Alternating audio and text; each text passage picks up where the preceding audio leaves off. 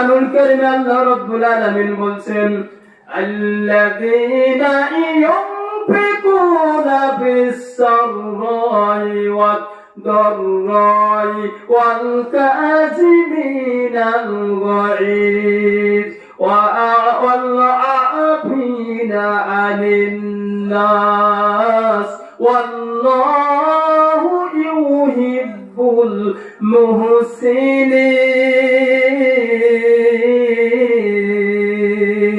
আল্লাহু আকবার। কোরআনুল কারীমের ৪৪ নম্বর পারা ৩ নম্বর সূরা সূরা আল ইমরানের ১৩৪ নম্বর আয়াত এটি। আল্লাহ রাব্বুল আলামিন এই আয়াতে কারিমার মধ্যে ৩ শ্রেণীর মানুষের কথা বলেছেন। কয় শ্রেণীর মানুষের কথা?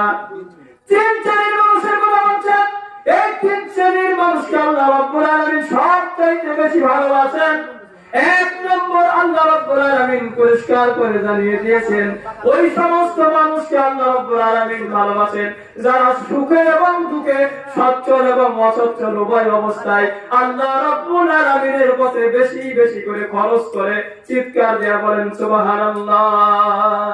১ নম্বর শ্রেণী হচ্ছে যারা সুখে দুঃখে, অভাব অভিযোগে, সচ্ছল অসচ্ছল উভয় অবস্থায় আমি আল্লাহ রাব্বুল আলামিনের পথে খরচ করে, দান করে, ব্যয় করে, দান করা থেকে কখনো বিরত থাকে না। আজকে অভাবে পড়েছেন বলে মনে করবেন না যে আমি কিচ্ছু দান করবো না, এমন নয়। সামর্থ্য ভালো দান করবে, যখন অবস্থা ভালো হয় বেশি দান করবে।